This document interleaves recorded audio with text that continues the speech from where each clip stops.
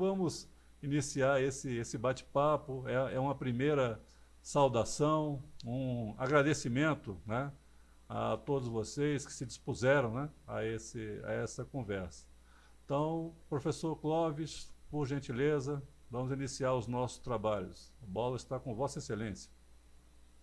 Muitíssimo obrigado pela oportunidade. Nessa história do novo normal, eu ainda sou herdeiro de uma tradição jurídica lá da Faculdade de Direito. Sim. Bem ou mal, foram 5 anos de Direito em graduação e mais 4 de doutorado. Quer dizer, alguma coisa deve ter ficado.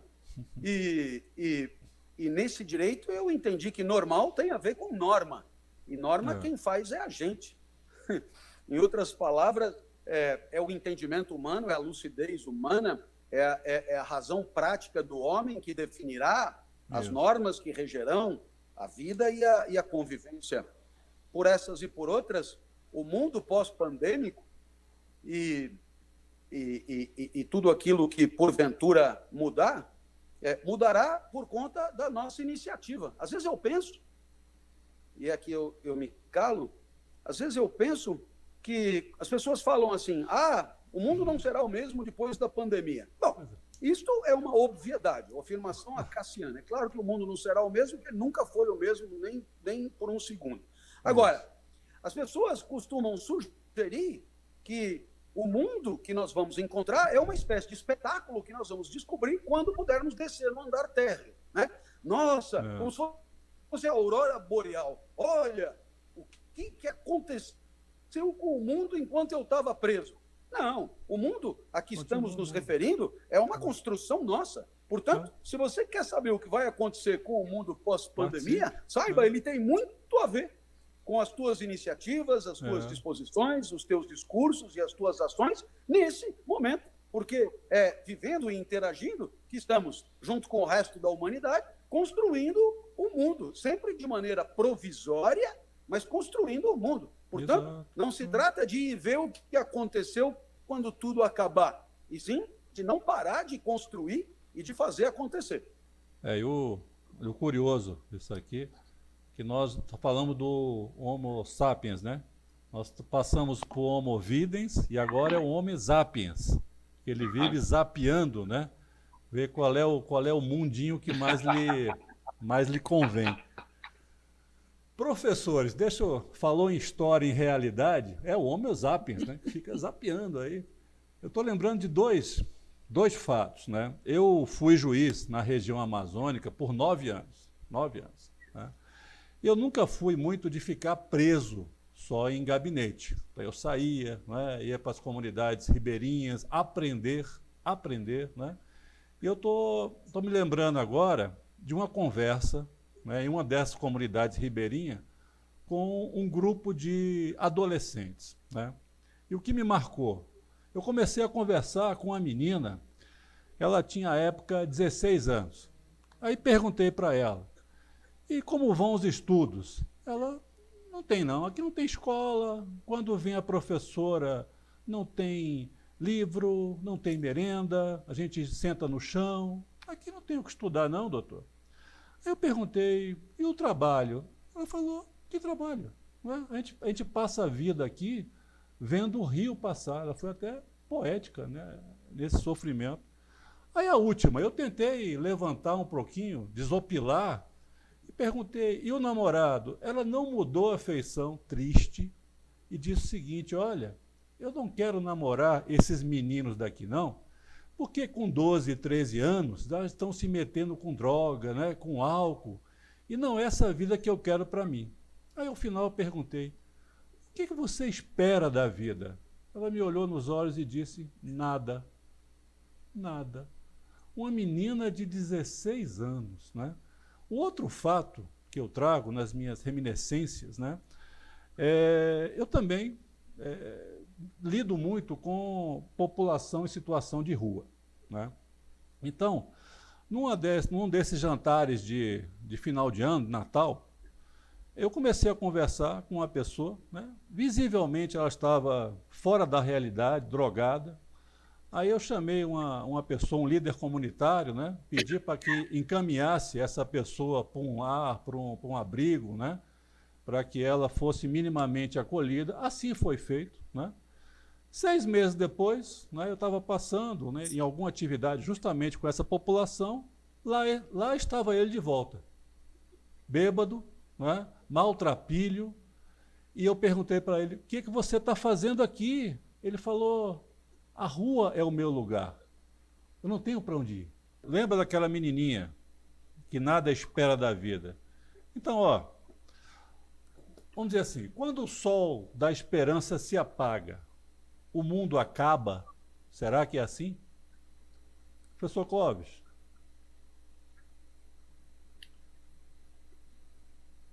Não creio. Penso que nesses momentos de pandemia, ouvindo os discursos de todo dia, penso que é compreensível esta supervalorização do valor saúde, Sim. uma espécie de sanitarização da vida, onde tudo parece se reduzir a continuar vivo. Mas seria bacana lembrar que mesmo as pessoas que estão aí lutando com a corda no pescoço para continuar vivas, Sim. mesmo essas que estão nos últimos suspiros, lutam pela vida, mas esperam dela mais do que a sobrevivência. Sim. Em outras palavras, a vida tem valores que vão muito além de continuar vivo. O Voltaire tem uma frase que ele diz, tirando sarro, ele diz: deixa eu ficar um pouco mais feliz, porque senão eu vou adoecer. Então ele faz uma inversão, como que dizendo, a felicidade é meio para a saúde. E, na verdade, toda a sua ironia estava em denunciar que a saúde, sim, é meio, portanto, valor menor, para valores maiores da vida, e que tem a ver com aquilo que você, Barroso, mencionou, das questões existenciais. Eu penso até que esses momentos de pandemia são particularmente ricos para refletir sobre os grandes valores da existência. Porque no cotidiano mais abilolado, a gente vive obnubilado em subir degraus que são meramente instrumentais, e a gente faz isso para alcançar aquilo, aquilo para alcançar aquele outro, aquilo para alcançar aquele outro, sem que a gente tenha tempo de pensar sobre o último degrau, onde essa escada vai dar. Às vezes a gente está até subindo a escada errada, ou está subindo uma escada que não leva a lugar nenhum. Portanto, esse momento é um momento particularmente rico para pensar em onde tudo isso a gente gostaria que desse. Porque há um investimento na vida diário de gasto, de caloria, de preocupação, de inteligência, para ir atrás de satisfazer certas estratégias, sem que saibamos muito bem quais os valores indiscutíveis que continuar vivo pode nos proporcionar. Então, dito isso, né, suponho que valores técnicos de sobrevivência, valores éticos e morais e valores existenciais, eles não se confundem muito, embora possam se imbricar. Na hora que eu penso sobre um valor moral, eu, no final das contas, estou pensando em fabricar uma convivência mais justa, e isso talvez possa me proporcionar uma vida menos angustiada. Talvez. Por isso, pode haver uma coincidência entre valores éticos e valores existenciais. Mas é claro que a vida vai muito além da moral.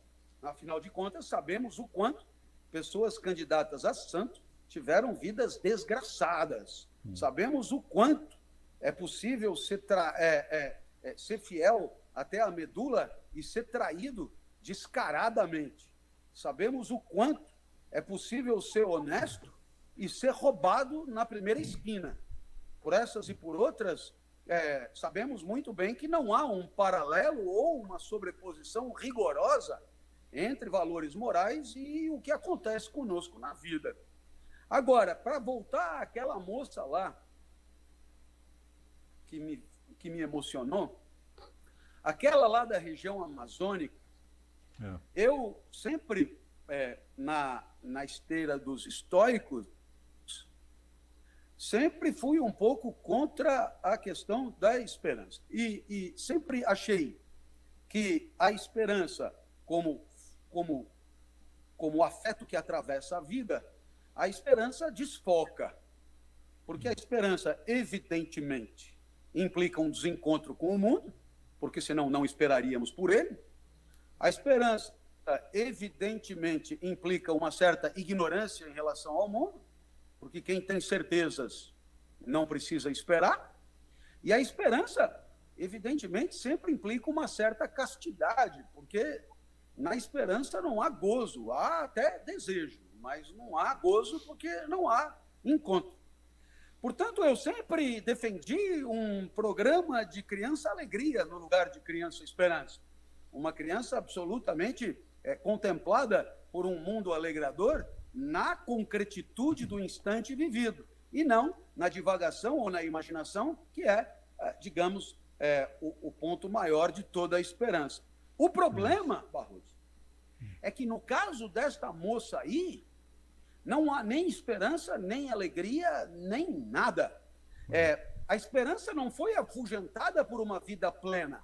A esperança foi afugentada por um passado torpe, um passado devastador, um passado entristecido, que roubou a possibilidade da esperança, confinando esta jovem numa espécie de letargia ou de indiferença afetiva absolutamente comprometedora da vida.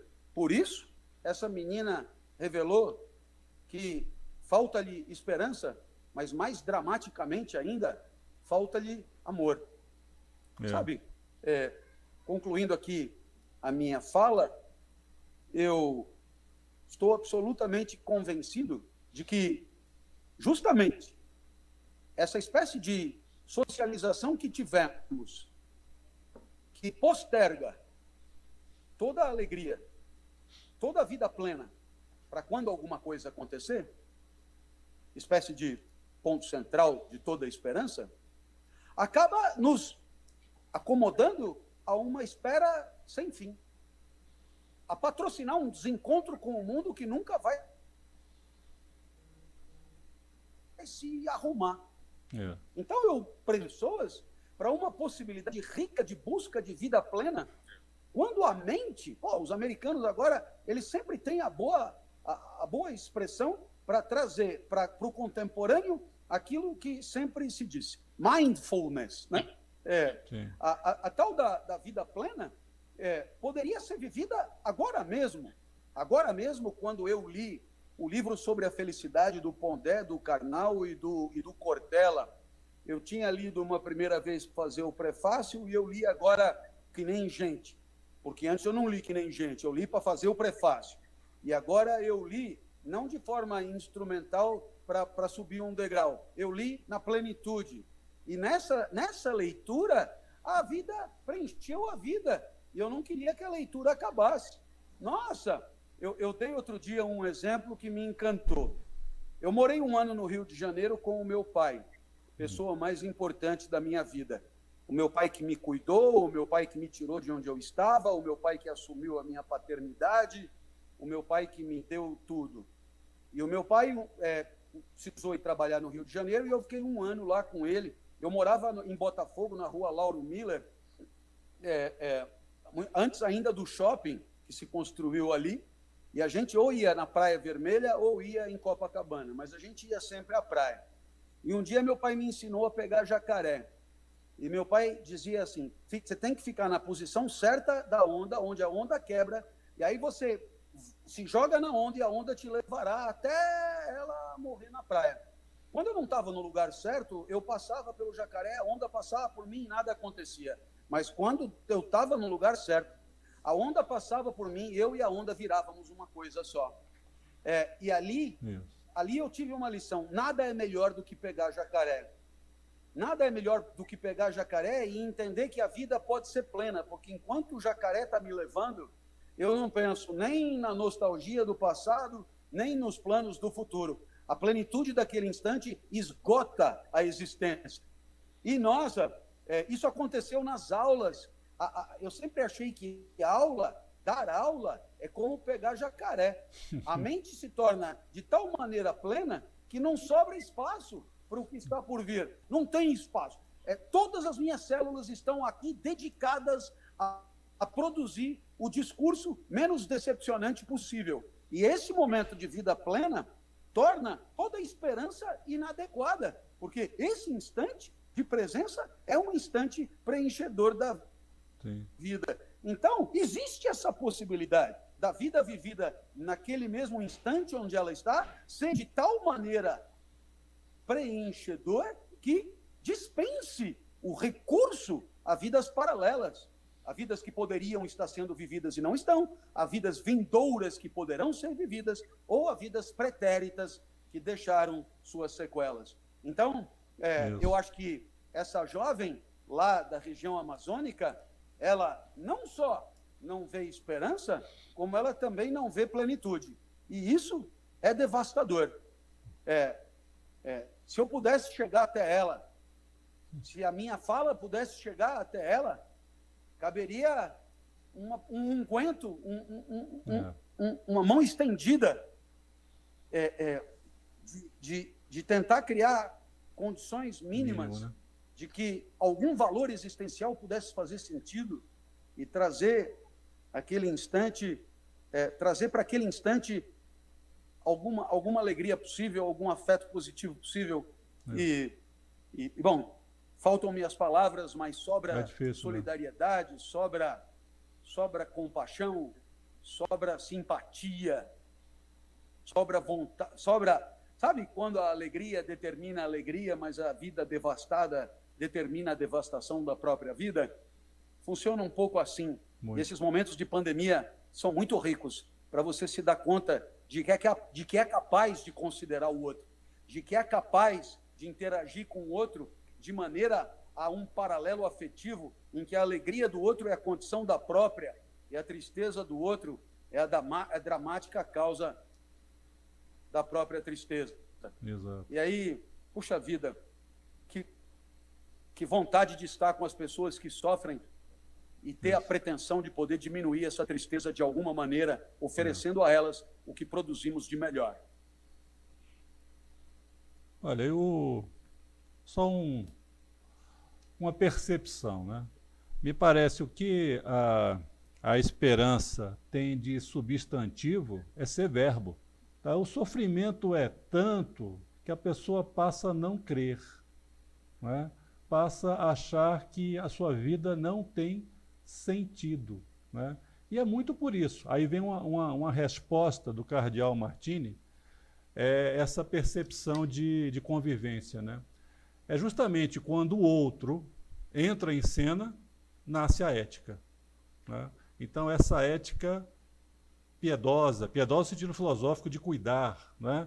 De perceber, de reconhecer, de respeitar as outras alteridades, né? Então, essa frase dessa menina, ela foi dita, né, professor Clóvis, há uns 10 anos. Ela continua ressoando na minha cabeça. Então, me parece isso, né? A nossa luta constante quanto ao pré-determinismo, né? As nossas existências domesticadas. É muito esse o sentido, né, que eu falo de esperança. Que aquela pessoa que é só racional, né, aquela mente vazia que o senhor falou, vamos esvaziar a mente, de repente, para que surja a felicidade.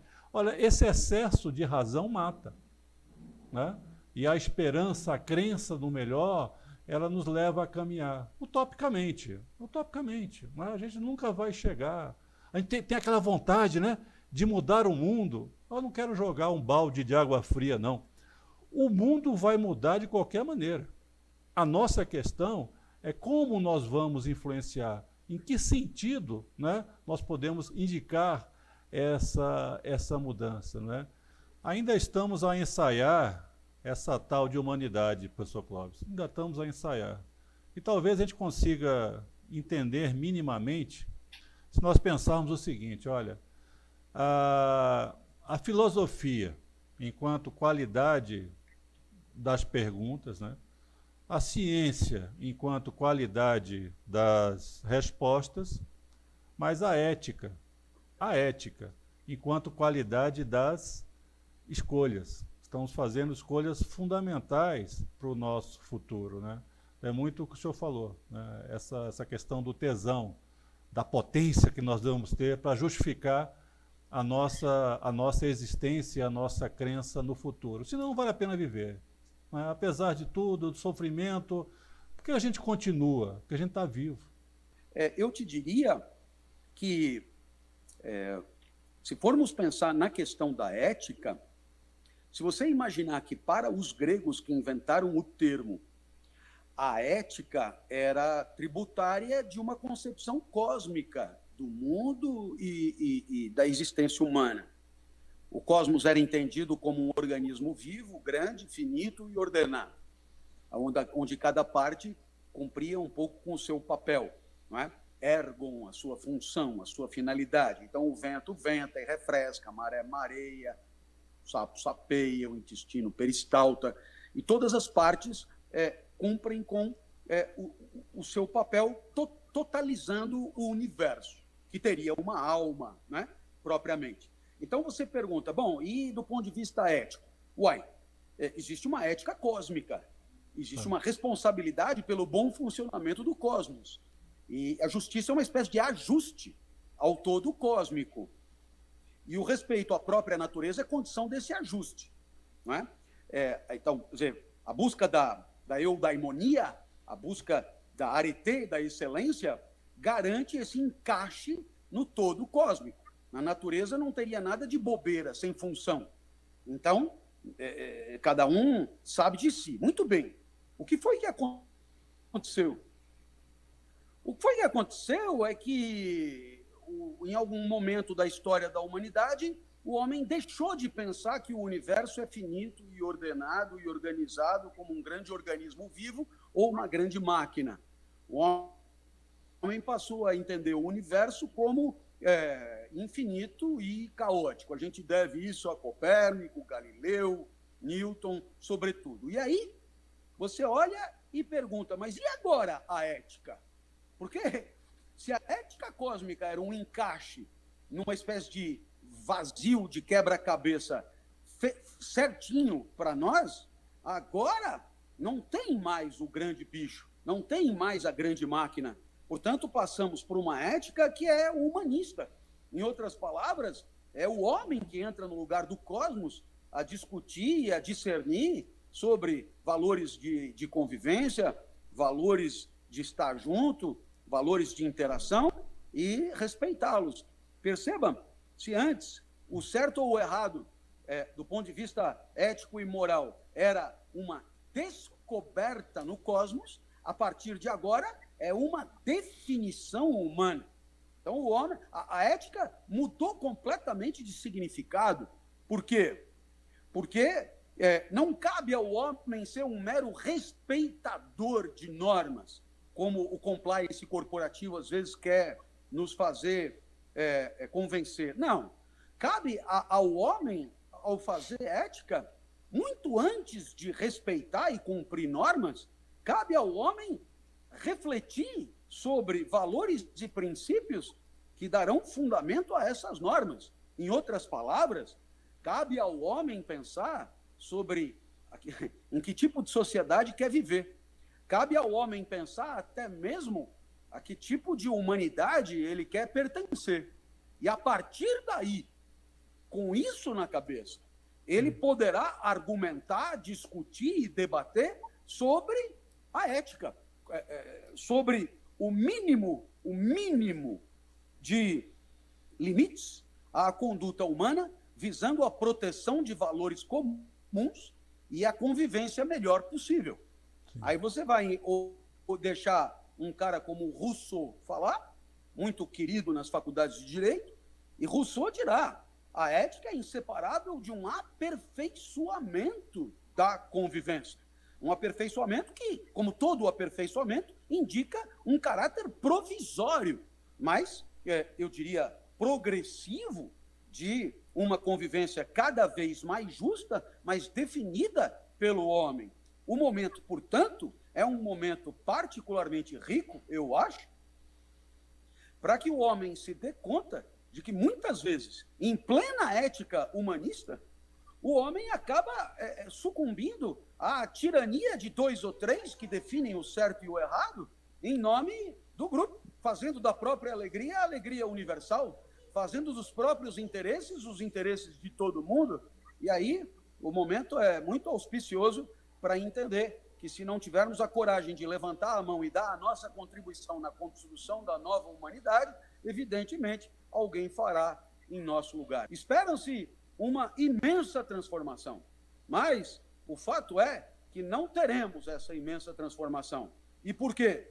Porque estamos ávidos pelo retorno a um cotidiano atravessado pelas coisas como elas têm costumado ser, ou seja, muita gente solidária e muita gente cruel e egoísta, infelizmente prevalecendo essas últimas, muita gente obnubilada pela busca do lucro e pela busca do próprio bem-estar, em detrimento da maioria, e é possível que isso continue em grande medida desse jeito. Mas, é claro, nas fissuras, nas brechas, sempre poderemos passar a ter a coragem de levantar a mão para sugerir aqui e acolá um tiquinho de transformação, um tiquinho de mudança, em nome de uma sociedade que possamos, eventualmente, considerar mais justa e da qual possamos nos orgulhar na hora de deixar como legado, palavra da moda, legado. Talvez esse legado de que tanto falam tenha a ver com a coragem das nossas iniciativas e a certeza de que o mundo é um pouco, sim, construído por nós. E é muito partindo da ética, né? Indo um pouquinho mais além, essa convivência humana, nós vamos buscar professor Clóvis, um pouco da sua formação, né? De formação em Direito, 5 anos, 4 anos de doutorado. Olha, o direito, né, para fazer valer esse tiquinho, esse mínimo de convivência, ele é um exercício de poder. Quem pode, faz a norma. Eu não sei se tem tanto esse sentimento de justiça, né? Essa é uma questão que a história contada, ela não é neutra, né? Então a norma também não é exatamente neutra. O que é que vai orientar essa norma? Até porque o direito, professor Pondé, ele pertence a qual reino? Ele é mineral, vegetal, animal? Ele está em qual estado, né? Líquido, sólido, gasoso? Ele é argumentação, ele é perceptivo, é de interpretação. Como é que nós vamos conduzir o nosso futuro? Então, além, quando o outro entra na sala, né, entra em cena, nasce a ética, como vai ser essa convivência? Nós vamos tratar nesse normativo, que não é neutro, né, mas é uma construção do nosso futuro. Então, eu passo essa provocação, já estamos nos encaminhando para um pseudo final, porque isso vai continuar, né, nas nossas mentes, nas mentes de quem esteja a ouvir. Como fica? Existe neutralidade em quem conta a história, em quem faz norma jurídica, em quem assinala futuro? Existe essa neutralidade? E o fundamental, já estamos nos encaminhando, né, para o final, professor, é justamente isso, né? Nessa relação entre os seres humanos, são duas situações, né, muito necessárias de serem percebidas, né? Primeiro, a empatia, né? Se colocar no lugar do outro, e não esquecer a relação de transferência. Todo ser humano impacta no outro, né? E aí vem essa questão do construído, né? Pois é, constrói quem tem causas, quem tem resiliência, né? Quantas vezes você cai, uma vez mais você levanta. Resiliência é muito isso. A resposta que você dá à vida quando ela te pergunta se você realmente quer. Então, constrói quem tem causas. Então, as nossas causas, elas valem mais do que a nossa vida, porque são as nossas causas que dão sentido à nossa vida. Então, já encaminhando para o final, eu gostaria de agradecer, né, e solicitar, né, pedir, né, tantos ensinamentos, né, em tão pouco tempo, mas muito mais inquietações, provocações. Então, professor Clóvis, lhe peço umas últimas palavras, né, ou palavras de alento para que nós sigamos esperançosos. É muito fácil você chegar e dizer, olha, a matéria se relaciona com a matéria segundo condições inexoráveis, determinando seus movimentos e suas transformações na mais estrita inexorabilidade, de tal maneira que pensamos como só poderíamos pensar, sentimos o que só poderíamos sentir, agimos como só poderíamos agir, e, portanto, evidentemente, estamos aí inscritos numa lógica que nada difere do resto da natureza, piriri, pororó, dentro do mais estrito materialismo, está tudo lindo.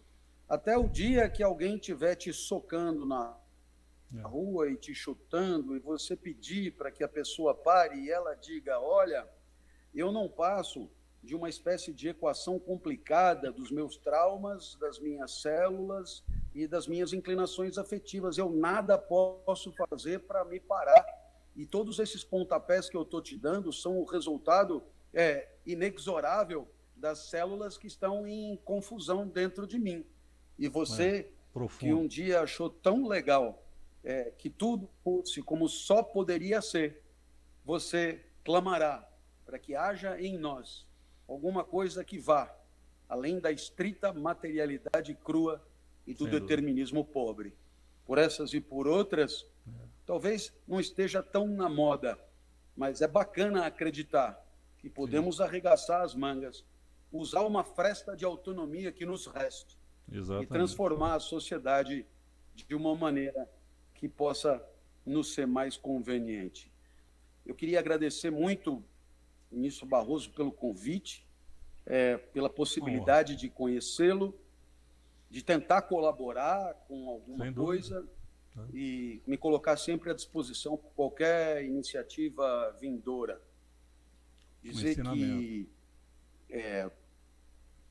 gosto demais da ideia de, na mais estrita imperfeição, produzir algum tipo de discurso que possa não ter rigor de nenhum tipo, nem nenhuma excelência e mérito na sua qualidade de abstração, mas produzir discurso que, nesse momento, tenha o mérito de tirar um pouco da dor daqueles que sofrem.